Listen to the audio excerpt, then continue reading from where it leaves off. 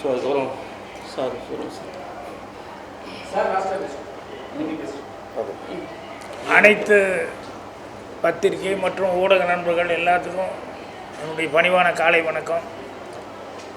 எண்ணெய் சுடும் பனி இந்த படம் ராம் சேவா டைரக்ட் பண்ணியிருக்காரு. நடராஜ் தான் ஹீரோவாக ஒர்க் பண்ணியிருக்காரு. உபாசனா அவங்க ஹீரோயின் ஒர்க் பண்ணியிருக்காங்க. சித்ரா நாங்கள் தான் ஆக்ட் பண்ணிக்கிறோம்.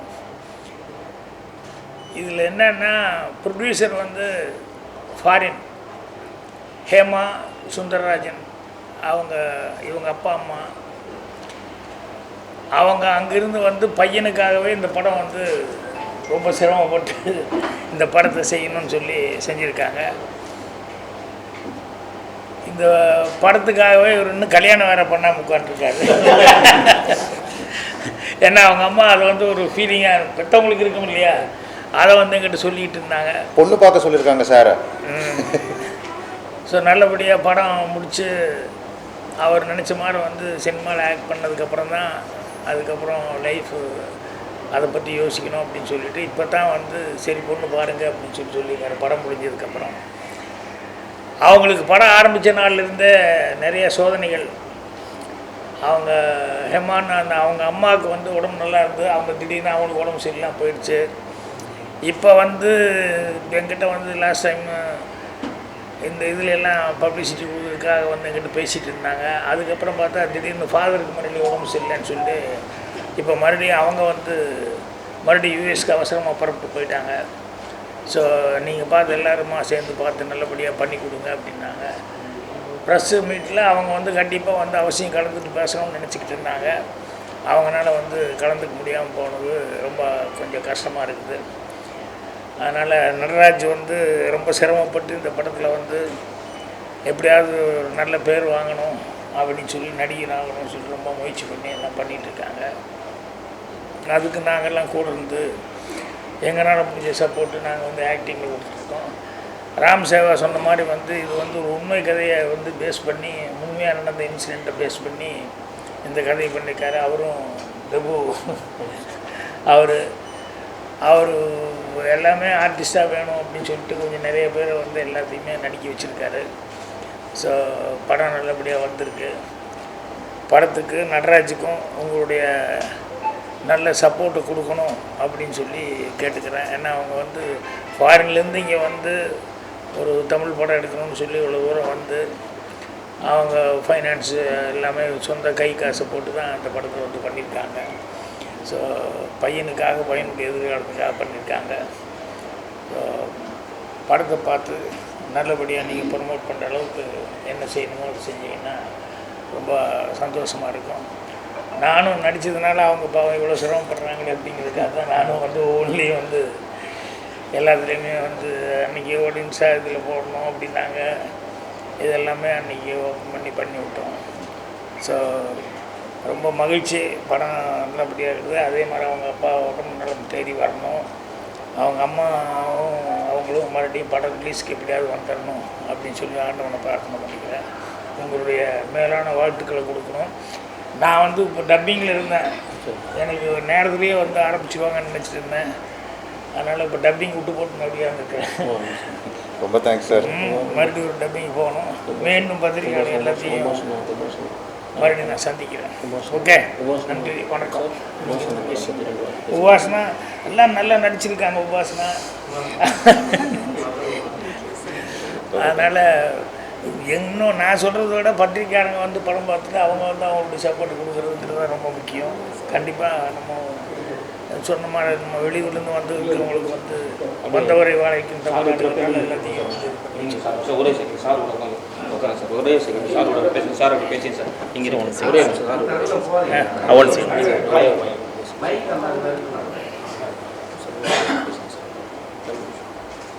எல்லாருக்கும் வணக்கம். இந்த படத்தினுடைய தயாரிப்பாளர் ஹேமலதா சுந்தரராஜை பற்றி பாகிராஜ் சொன்னார்.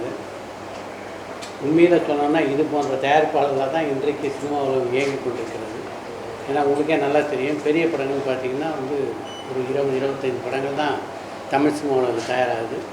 இன்றைக்கு 200க்கும் மேற்பட்ட படங்கள் வருதுன்னா இல்லை 150 160 படங்கள் இது போன்ற தயாரிப்பாளர்கள் தான் சினிமா உலகத்தில் வந்து தொழிலாளர்கள் வந்து தொடர்ந்து வேலை செய்ய முடியாது. அதுக்கெல்லாம் காரணம் இது போன்ற தயாரிப்பாளர் தான். இதுக்கு பின்னால் தன்னுடைய மகனை கதாநாயகனாக்கணும் அப்படின்ற அவங்களுடைய ஆசை இருந்தால் அதையெல்லாம் தாண்டி பார்த்திங்கன்னா ஒரு தயாரிப்பாளராக ஒரு சீசன்டு தயாரிப்பாளர் எப்படி ஒரு திரைப்பட நிறுவனத்தை நடத்துவாங்களோ, எப்படி எல்லாருக்கும் உரிய நேரத்தில் அவங்க பணத்தை கொடுத்து எப்படி அவங்களெல்லாம் கவனிச்சுப்பாங்களோ, அதை விட மிகச்சிறப்பாக இவங்க அம்மாவும் அப்பாவும் எங்கள் எல்லாரையும் ரொம்ப நல்லா பார்த்துக்கிட்டாங்க. அதுக்கு வந்து எங்களுடைய சார்பாக அவங்களுக்கு நிச்சயமாக நன்றியை சொல்லியாங்க.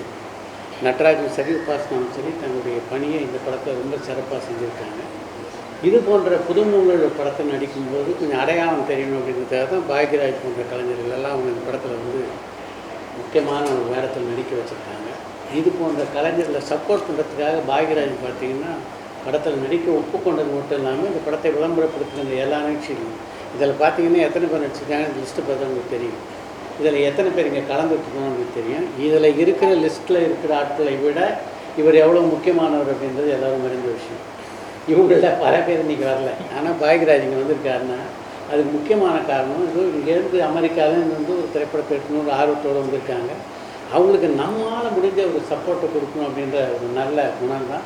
ஏன்னா பாக்யராஜ் வந்து சினிமா உலகத்தில் எப்படிப்பட்ட இடத்துலேருந்து வந்தார் அப்படின்னு தெரியும். அதாவது சினிமா உலகத்தினுடைய ஆரம்ப நிலையிலேருந்து இன்றைக்கு ஒரு உயர்ந்த நிலையை அடைந்திருக்கின்ற ஒரு கலைஞர் தான் பாக்யராஜ்.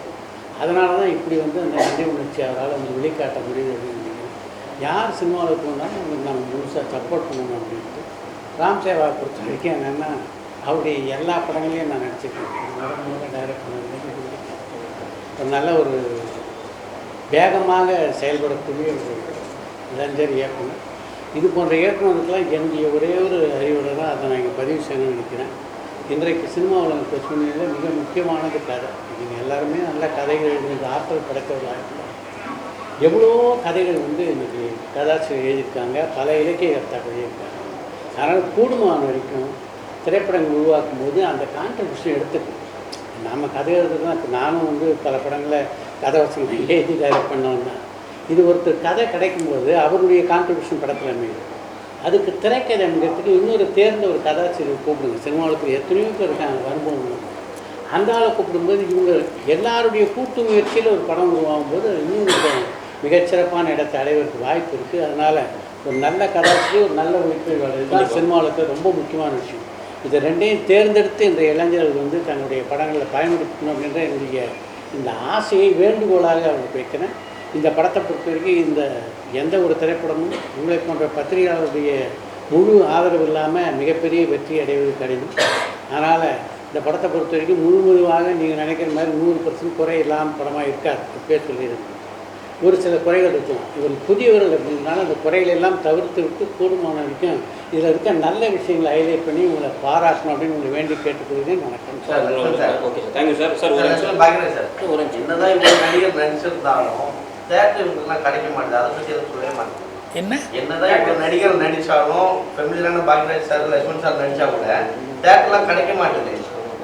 திரையரங்கெலாம் கொடுக்க மாட்டாங்க. அதை பற்றி நான் நினைக்கிறேன். இப்போ ஒன்றும் இல்லை, நீங்கள் மட்டும்தான் பிஸியாக இருந்துட்டு இருக்கிறீங்க. உங்களுடைய டைம் தான் கிடைக்கவே மாட்டேங்குது. இப்போ 17, 19 வந்து இல்லைங்க. நீங்கள் பிஸியாக இருக்கிறது ரொம்ப சந்தோஷமாக இருக்குது. ஆனால் என்னென்னா நீங்கள் இவ்வளோலாம் பிஸியாக இருக்கிற அளவுக்கு படங்களும் வந்து ஓடணும் இல்லையா? அதுக்கு வந்து என்னென்னா தேட்டர் தட்டுப்பாடுங்கிறாங்க, வியாபாரம் தட்டுப்பாடுங்கிறாங்க, அப்புறம் வந்து கோடிகளை மட்டும்தான் அதை நம்பிட்டு படம் எடுக்கிறாங்க. இதெல்லாம் என்னன்னு சொன்னோம்னா இன்றைக்கி காலையில் கூட ஹெட்லைன் ஏதோ ஒரு பத்திரிகையில் வீக்லி மேக்ஸின் இதுலையும் சினிமா வந்து எவ்வளோ கீழே போயிட்டுருக்குங்கிற மாதிரி ஹெட்லைன் போட்டுருந்தாங்க. ஒரு 3-4 படத்தை தவிர்த்து வேறு எந்த படமே ஓடலை தன்னால் எடுத்ததில்லை அப்படின்னு சொல்லிட்டு. அதனால் தேட்டர்களில் இதெல்லாம் வந்து எல்லாம் சங்கங்கள் தான் 3-4 சங்கமாக ஆகிட்டுருக்கு. ஒவ்வொன்றும் இந்த சங்கம் 2 சங்கம், அந்த சங்கம் 2 சங்கம் அப்படின்னு சொல்லி ஆகிட்டுருக்க ஒழிய சினிமா எடுக்கிறதுக்கு முதல்ல கொஞ்ச நாளைக்கு முன்னால் கூட ஓடிடி அப்படின்னு சொன்னோடனே அது ஏதோ ஹாட் கேக்கு மாதிரி எல்லோரும் நினச்சிக்கிட்டு சந்தோஷப்பட்டுக்கிட்டு இருந்தாங்க. இப்போ கடைசியில் பார்த்தா ஓடிடி வந்து தேட்டரில் நீங்கள் போட்டு வாங்க அப்புறம் பார்த்துக்கலாம் அப்படின்ட்டாங்க போலுக்கு. அதனால் இப்போ அதுவும் பிரச்சனையாக உட்காந்துட்ருக்காங்க. அதனால் இந்த சினிமாக்களில் பொதுவாகவே சினிமாக்கே சோதனையாக தான் இருக்குது. இதுக்கு நடுவில் என்னென்னா நல்ல படங்கள் எடுத்தால் நீங்களும் நல்லா எழுத முடியும். ஸோ படங்கள் நல்லா எடுக்காமல் வந்து நீங்கள் அதை பண்ணுங்கள் இதை பண்ணுங்கள் அப்படின்லாம் சொல்லி கேட்டுருக்கிறதுல பிரயோஜனம் இல்லை. அப்புறம் அதே மாதிரி படங்கள் எடுக்கிறதுக்கு இப்போ சித்ரா சொன்னார்ல, கதை ஒன்றும் இல்லாமல் வந்து என்ன காசு போட்டு பண்ணாலும் அது வந்து அதனால் எந்த விதமான யூஸும் வந்து வந்துட போகிறதில்ல. ஸோ எல்லாருமே ஒரு காலத்தில் வந்து புதுமுகங்கள் இப்போ வந்து முதல்ல யார் நடிச்சிருக்கான்னு சொல்லி கேட்டு தான் பேச ஆரம்பிக்கிறாங்க. எல்லாரும் முதல் நடிக்கும்போது மட்டும் எப்படி இருந்தாங்க, எல்லாருமே எல்லாம் தெரிஞ்சவங்களாக இருந்தாங்க.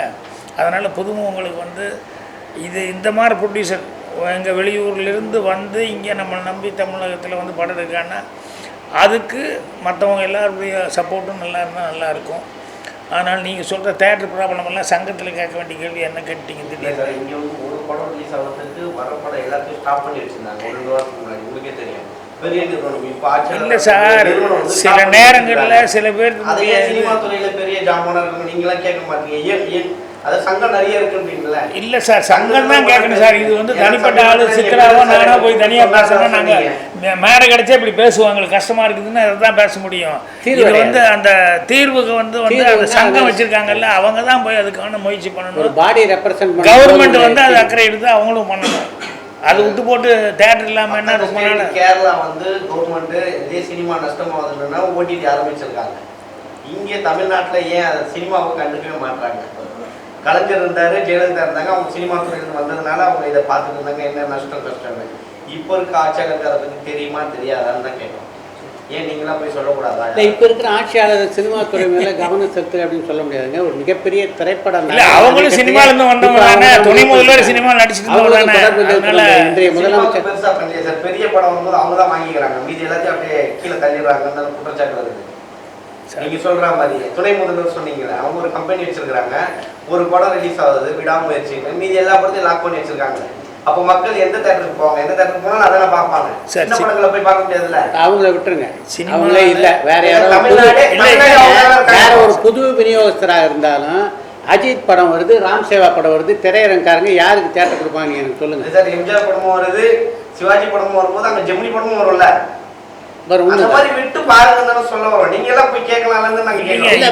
அந்த மாதிரி படங்களுக்கெல்லாம் வந்துட்டு தான் இருக்குது. அதனாலதான் ரப்பர் பந்தெல்லாம் ஓடுது இல்ல.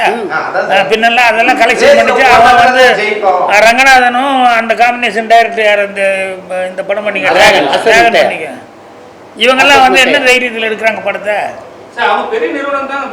சார், பெரிய நிறுவனங்கிறது இல்லைங்க. பெரிய நிறுவனம் ஏன் அவங்ககிட்ட போனாங்கன்னா அவங்க ஆல்ரெடி ப்ரூவ் பண்ணாங்க. அதனால தான் பெரிய நிறுவனம் அந்த மாதிரி ஆளுகளை வந்து அதை விட்டுருங்க. திறமையான ஆளுகள் டிராகன் படத்துக்கு கூட்டம் வந்தது காரணம் பெரிய நிறுவனம் தயாரி பண்ணுறதுனாலயா, அந்த படத்துக்கு கதாநாயகனாலயா? அதெல்லாம் கிடையாது. கதாநாயகனால தான் அந்த பிரதீப் ரங்கநாதனுடைய முந்தைய படம் மிகப்பெரிய வெற்றி அப்படின்றனால அந்த படத்தை ஏஜிஎஸ் இல்லை நீங்க தயாரிச்சிருந்தாலும் இந்த அளவுக்கு எல்லா தியேட்டர்லயும் இந்த படம் எதிர்பார்ப்பு இருந்ததுங்க. முதல்ல ஆல்ரெடி ப்ரூவ் ஆனதுனால எதிர்பார்ப்பு இருந்தது. அவ்வளவுதான் விஷயமே தவிர தயாரிப்பு நிறுவனம் காரணம்.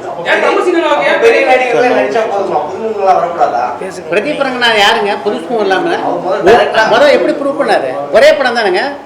நான் ஒன்று சொல்லலாமா? இந்த இதை பற்றி எனக்கு ஒரு கருத்து இருக்குது, நான் சொல்லலாமா? அவர் புதுமுகம் தானே. நான் வந்து ஒரு 10-12 வருஷமாக இந்த இண்டஸ்ட்ரியில் இருக்கேன். நான் இதில் பார்த்ததுல எல்லாமே வந்து நல்ல படம் நல்ல கதையாக இருந்துச்சுன்னா ஓடிடுது. ஓகே, அதுக்கு வந்து நீங்கள் வந்து வாய்ப்பு கிடைக்க மாட்டேங்குதுன்னு சொல்கிறீங்க தேட்டரில் ஓடுறதுக்கு. எனக்கு தெரிஞ்சு வாய்ப்புலாம் கிடைக்கிது. இப்போ எங்கள் படம் ஒரு சின்ன படம் தான். நாங்கள் வந்து போய் இப்போ ஒரு தேட்டர் ரிலீஸ்க்காக பேசும்போது யாருமே நோன்னு சொல்லலை எங்ககிட்ட. எல்லாருமே நாங்கள் பார்த்து சொல்கிறோம்னு சொல்கிறாங்க. ஆனால் வந்து எல்லாராலையும் ஒரு நாளைக்கு 5 ஷோன் கொடுக்க முடிய மாட்டேங்குது, 3 ஷோன் கொடுக்க முடிய மாட்டேங்குது. ஏன்னா அவ்வளோ படங்கள் வருது. இந்த வீக்கெண்ட் வந்து 10 படம் வருது. எல்லாமே சின்ன படங்கள் தான். நீங்கள் சொல்கிற மாதிரி ஒரு பெரிய படமும் வரல. நீங்கள் பெரிய படம் வந்து ஒரு பெரிய கம்பெனி வாங்கி அவங்க ரிலீஸ் பண்ணுறதுனால எல்லா தேட்டரும் எடுத்துக்கிறாங்க கிடையாது. அவங்க எல்லா தேட்டரும் எடுத்துக்கிறது கிடையாது. அவங்க வச்சுருக்காங்க, நம்மளுக்கும் கொடுக்குறாங்க. படம் நல்லா இருந்துச்சுன்னா ஓடிடுது. இப்போ சொல்கிற மாதிரி லப்பர் பந்துன்னு ஒரு படம் வந்துச்சு, நல்லா ஓடிச்சு. ஏன்னா கதை நல்லா இருந்துச்சு, வாழை நல்லா இருந்துச்சு, ஓடிச்சு. அதே மாதிரி அது கூட வந்த 10 படம் எங்கே உங்களால் பேர் சொல்ல முடியுமா? முடியாது. ஏன்னா மக்களே வந்து ஒரு கருத்து வச்சுருக்காங்க. இப்படி படம் பார்த்துட்டு ஒருத்தன் வந்து நல்லா இருக்குன்னு சொன்னான்னா அதை கேட்டுட்டு இன்னொருத்தங்க போய் பார்க்குறாங்க. அப்படியே ஹிட் ஆகுது படம். எங்கள் படமும் அப்படி வரும்னு எனக்கு ஒரு நம்பிக்கை இருக்குது. ஏன்னா அந்த படம் இந்த படமும் அந்த மாதிரி ஒரு நல்ல கருத்து வச்சுருக்கோம், நல்ல கதை இருக்குது. அண்ட் அதுக்கப்புறம் வந்துட்டு இது வந்து ஒரு ஒரு ஒரு உண்மை கதையாக இருந்தாலும் அதில் வந்து ஒரு சின்ன ஃபேண்டசி மாதிரி ஒரு ட்விஸ்ட் இருக்குது. நல்ல விஷயங்கள் வச்சுருக்கோம் இந்த படத்தில். ஸோ இப்போ எங்கள் படமும் ஹிட் ஆகணும்னா அதுக்கு எப்படி பண்ணுறது? உங்களை மாதிரி ஆளுங்க வந்து ப்ரெஸ்ஸில் போடுறது, பப்ளிசிட்டி பண்ணுறது, அது மட்டும் இல்லாமல் நம்ம தியேட்டரில் போய் மக்கள் பார்த்துட்டு வெளியே வந்து நம்ம படத்தை பற்றி நல்லா சொல்லும் போது நீங்கள் அதை எடிட் பண்ணாமல் கரெக்டாக போடுறது.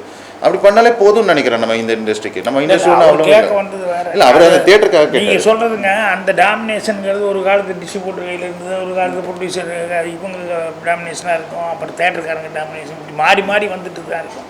இப்போ டைரக்டர்களுக்காக அப்படின்னு சொல்லிட்டு ஒன்று இருந்தது இல்லையா, அப்புறம் ஹீரோக்களை பிடிச்சா தான் டைரக்டர் பிடிக்க முடியும்னு வந்தது. அப்புறம் ப்ரொடியூசர்களே பெரிய பெரிய பேனரில் இருக்கிற ப்ரொடியூசர்களே முதல்ல ஹீரோக்கிட்ட கதை சொல்லிட்டு வாப்பா, அது ஓகேன்னா எவ்வளோ கோடி வேணாலும் நான் கொடுக்குறேங்கிற மாதிரி அவங்களே கொடுக்க திரும்பிட்டாங்க. எல்லாமே இப்படி இருக்குது. ஸோ அதனால் இன்றைக்கி எல்லாருக்குமே ஒரு தட்டுப்பாடுங்கிறது என்னென்னா, ஓரளவுக்கு கொஞ்சம் புரிஞ்சுக்கிட்டாங்க. என்னென்னா, கோடிகளை இறக்கிறதுனால கண்டிப்பாக படம் ஓடிட போகிறது இல்லை. நல்லபடியாக வந்து கதை மற்றதெல்லாம் நல்லா இருந்ததுன்னா கரெக்டாக இருக்கும் ஒழிய வேறு பிரம்மாண்டங்கள் அது இதெல்லாம் பண்ணி மட்டும் சர்க்கஸ் பண்ணி ஒன்றும் பண்ண முடியாது அப்படிங்கிறது இப்போ புரிஞ்சுக்கிட்டாங்க. அதனால் வந்து அது ரொம்ப சந்தோஷமாக இருக்கக்கூடிய சமாச்சாரம் என்னென்னா, இந்த சின்ன சின்ன படங்கள் எல்லாம் வந்து டக்குன்னு பெரிய ஹிட் ஆகுறதுங்கிறது நமக்கு ரொம்ப ஹேப்பியான ஒரு இதாக இருக்குது. அதுக்கு பத்திரிகைகள் ஒரு முக்கியமான காரணம். ஒரு முக்கியமான விஷயம் சொல்ல நினைக்கிறேன். இது போன்ற விஷயங்கள்லாம் நம்ம பேசுறதுல ஆட்சியம் இல்லை. இந்த நிகழ்ச்சி எதுக்காக ஏற்பாடு செய்யப்பட்டதுன்னா, எனை சுடும் பனி படத்தை எப்படியாவது மக்களுக்கு கொண்டு போய், நான் ஒரு நிமிஷம் பேசுகிறேன், கொண்டு போய் ஒரு நிமிஷம் சொல்லிடுறேன். இதை கொண்டு போய் சேர்க்கறதுக்காக ஏற்பாடு செய்யப்பட்ட நிகழ்ச்சி. இதில் உங்கள் ஆர்வம் காரணமாக இது போன்ற விஷயங்களுக்கு கேட்டு தெளிவு பெறணும் அப்படின்னு கூட நீங்கள் கேள்விகள் கேட்கலாம். ஆனால் செய்திகளை பிரதானப்படுத்தும் போது எனை சுடும் பணியை பற்றி போட்டு உள்ளே இதை பற்றி போடுங்க, தப்பில்லை. ஆனால் இதை வந்து தலைப்புச் செய்தியாக்கி எதுக்காக இந்த நிகழ்ச்சி ஏற்பாடு செய்யப்பட்டதோ அந்த கவன சிதறவு பண்ணலாம். இல்லை அப்படி நீங்கள் நினைக்காதீங்க. நீங்கள் அது கூடவே வேற ஏதாவது கேப்ஷன் வச்சுக்கோங்க, இதையும் வச்சுக்கோங்க. பேசியிருக்காரு தான் போடுவாங்க. இதுக்காக தான் உள்ள வந்து பார்ப்பாங்க. பாய்ராஜ் என்ன சொல்லியிருக்காரு தான் பார்ப்பாங்க. என்ன சுடும் பண்ணின்னு ஒருத்தர் வந்து தேடமாட்டான். செய்தி போறதுக்கே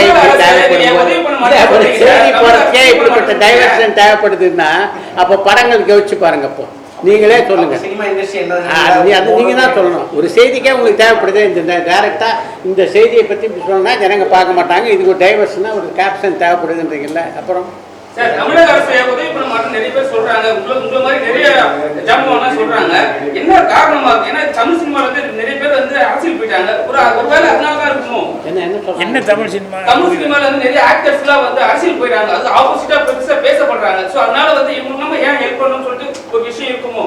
யாருக்கு உங்களுடைய போகம் நடக்குதுன்னு சொல்றாங்க. தமிழ் சினிமாவில் எத்தனை நடிகர்கள் இப்போ வந்து அரசியல் இருக்காங்கன்னு சொல்லுங்க. எத்தனை பேர் அரசியல் எத்தனை எந்த காலத்திலும்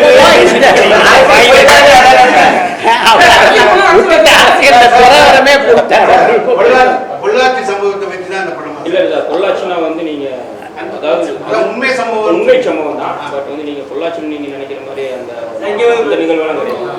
இது வந்து அதுல ஒரு பாட்டு இல்ல சார்.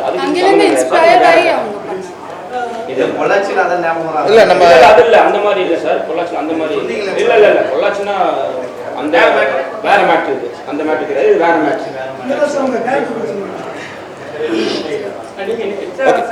என் பேர் சார், நான் டப்பிங் போகணும், நிறுத்தி வச்சுட்டேன் சார்.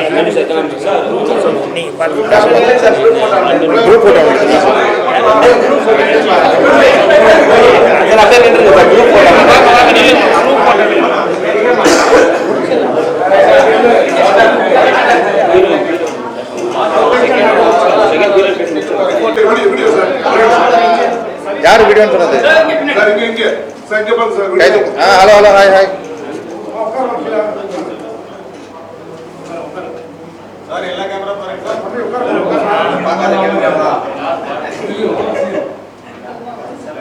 ரொம்ப சந்தோஷம்.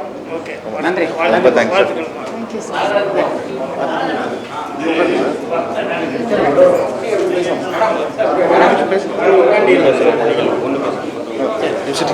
ஓகே. ஹாய், என் பேர் நட்ராஜ் சுந்தராஜ். இந்த படத்தில் ஹீரோவாக நடிச்சிருக்கேன், ராம் சேவா டைரக்ஷனில். அதுக்கப்புறம் வந்துட்டு இந்த படத்தில் என் கேரக்டர் பேர் வெற்றி, ஒரு அஸ்பைரிங் ஐபிஎஸ் ஆஃபீஸர். ஆனால் வந்து ஐபிஎஸ்க்கு படிச்சுட்டு இருக்கும்போது ஜாலியாக வாழ்க்கையை என்ஜாய் பண்ணணும்னு நினைக்கிற ஒரு கேரக்டர். எங்கள் அப்பா, எங்கள் பக்கத்து வீட்டு பொண்ணு, லவ்வர், சின்ன வயசுலேருந்தே பழக்கம். அண்ட் படம் வந்து பேசிக்கலாக நம்ம வாழ்க்கையில் நடக்கிற மாதிரி ஜாலியாக ஒரு பையன் என்ஜாய் பண்ணிகிட்டு இருக்கும்போது சில கஷ்டங்கள், கோபங்கள் எல்லாம் மீட் பண்ணும்போது எப்படி ஃபேஸ் பண்ணுறான்றது ஒரு கதை. அது போக இன்னொரு சைடு ஆஃப் த கதை வந்து நம்ம பாக்யராஜ் சார் வச்சு ஒரு க்ரைம் த்ரில்லர் கதை. ஸோ இந்த படம் வந்து ரொம்ப நல்லா வந்திருக்கு. எல்லோரும் பார்க்கணுன்னு நான் கேட்டுக்கிறேன். அதே மாதிரி நம்ம ஹீரோயின் ஏதாவது சொல்லுவாங்க இப்போ. ஹாய் வணக்கம். ஃபர்ஸ்ட் எல்லாருக்கும் நன்றி இங்கே வந்திருக்காங்க. என் பேர் உபாஸ்னா. இது என்னோட ஐ திங்க் 8வது படம் ரிலீஸ் ஆக போகுது. And I am grateful and thankful Ram Seva sir and Hema ஆண்டிக்கு எனக்கு இந்த சான்ஸ் கொடுத்துருக்காங்க. And I'm glad I'm part of this entire team. எனக்கு இந்த படம் தான் இன்னொன்று இன்வெஷனாக மனுபாலா சாரோட அவங்க இப்போ he's not here with us but I got a chance to play his daughter. So I am very grateful for that. அதை விட நீங்கள் எல்லாம் கேள்வி மாதிரி கேட்டிருக்கீங்க, இது சின்ன படம்க்கு யார் போய் பார்ப்பாங்களா? ஸோ ப்ளீஸ் நீங்கள் மீடியாக்காரர் ப்ளீஸ் சப்போர்ட் பண்ணுங்கள். And I hope every one goes and watches in the theatre. Thank you. ஆமாம், உங்களுக்கு தெரிஞ்சவங்க எல்லாருக்கிட்டையும் சொல்லுங்கள், கொஞ்சம் போய் பார்த்து படத்துக்கு சப்போர்ட் பண்ண சொல்லுங்கள். தேங்க்யூ. ராம்சேவா சார் ஏதாவது சொல்லுங்கள். இல்லை, இந்த இனிய தருணத்தில் இன்னொரு முக்கியமான செய்தியும் உங்களுக்கு பகிர்ந்துருக்கார் ராம்சேவா சார். அவருடைய அடுத்த படம் வந்து முழுக்க லண்டனில் படமாக இருக்காங்க. ஆரஞ்ச் ஃபிலிம்ஸ் அப்படின்ற நிறுவனத்தின் சார்பில் மகிமா அண்ணன் தான் அவங்க தான்.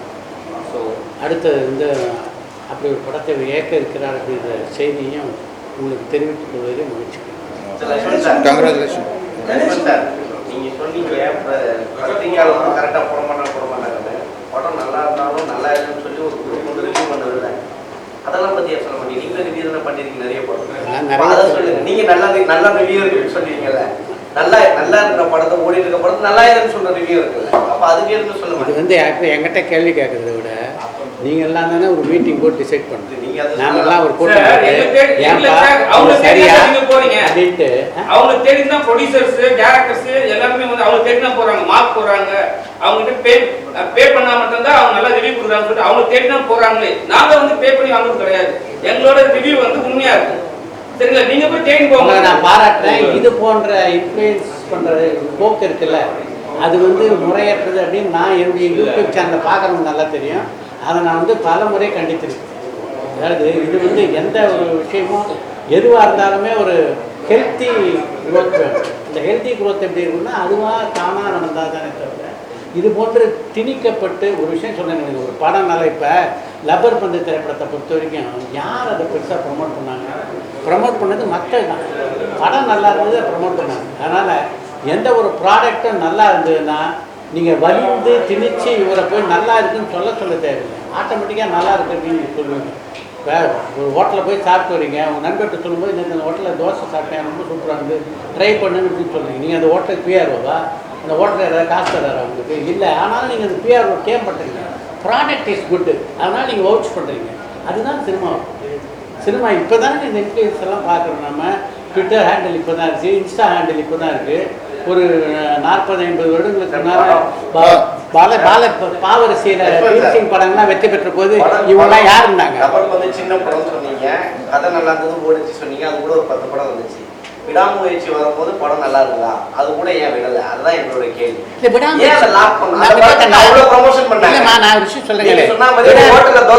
ஒரு விஷயம் சொல்றேன். பெரிய நடிகருடைய படங்கள் வரும்போது அந்த படம் நல்லா இருக்கா இல்லையான்றது 2வது விஷயம்.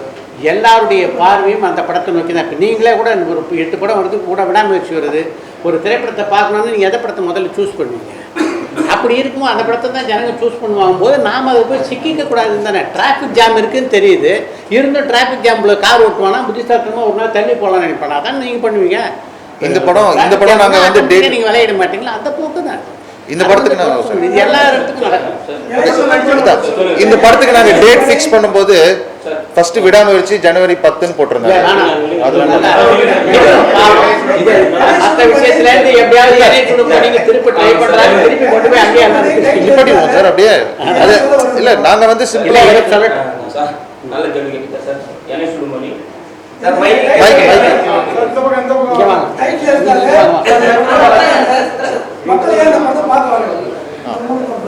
ஆக்சுவலாக சார் என்னை சுடுமணி தலைப்பு ஏன்னு கேட்டிங்கன்னா, லைஃப்பில் வந்துட்டு நம்ம எவ்வளோ நம்ம சந்தோஷமாக இருந்தோம்னா, இப்போ சந்தோஷம் ஒரு இடத்துல இருந்துன்னு வச்சுக்கோங்க, அது எவ்வளோ ஒரு இக்கட்டான சூழ்நிலை மனசு ஹாப்பியாக தான் இருக்கும். பட் வந்து ஒரு மனசு சரியில்லைன்னா நீங்கள் காஷ்மீரே போனால் கூட நம்மளுடைய மனநிலையில் வந்து கொஞ்சம் கஷ்டமாக தான் இருக்கும்.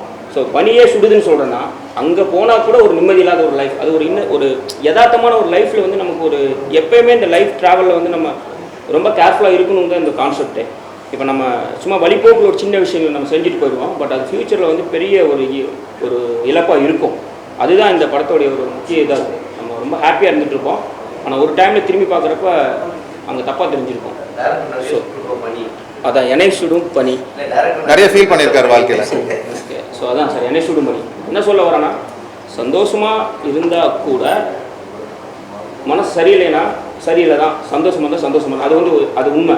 அதே மாதிரி நம்ம வந்து எவ்வளோ தூரம் எவ்வளோ ஒரு தப்பை பண்ணிவிட்டு மனசில் ஏதாச்சும் ஒரு தப்பை பண்ணிட்டோம்னு வச்சுக்கோங்களேன், எங்கே போனாலும் நமக்கு நிம்மதி இருக்காது. அதுதான் என்னை சுடும் படம் எப்போ ரிலீஸ் சார்? 21 ரிலீஸு. இந்த ஃப்ரைடே ரிலீஸ். ஆமாம், எல்லாம் உங்களை ரிலீஸ் போடல. சாரி, வெளியே ஓட்டி இருக்க போகுது. மார்ச் 21 உங்களை நம்பிட்டா இருக்குது. தயவு செஞ்சு நல்லா சப்போர்ட் பண்ணுங்க. ஆமாம் சார், இல்லை கமர்ஷியல் 2 தான் சார். Great 2 sir. தேட்டரா சார்? சார் இப்போதைக்கு 40 பிளான் பண்ணியிருக்காங்க சார். 40 இல்லை 40 தான் கிடைச்சிருக்கு. பட் இன்னும் படம் கண்டிப்பாக நல்லா இருக்கும், மேற்கொண்டு தேட்டர் கிடைக்கும் நம்பிக்கை இருக்குது. லாஸ்ட் கடவுள் ஹெல்ப் பண்ணுவான்னு நினைக்கிறேன். எல்லாரும் வந்ததுக்கு ரொம்ப தேங்க்ஸ். அதே மாதிரி நம்ம சாரு வந்து அடுத்து என்னுடைய ப்ராஜெக்டில் ஆரஞ்ச் ஃபிலிம்ஸ்னு சொல்லிட்டு மஹிபா தேவன் அண்ணன் ப்ரொடியூசரில் அந்த சாரு லண்டனுக்கு போகிறோம். உங்களுடைய இதே மாதிரி இந்த படம் மூலியமாக எனக்கு அடுத்த ஒரு ஆப்பர்ச்சுனிட்டி கிடச்சிருக்கு. ஸோ உங்கள் சப்போர்ட்லாம் எனக்கு ரொம்ப தேங்க்யூ ஸோ மச்.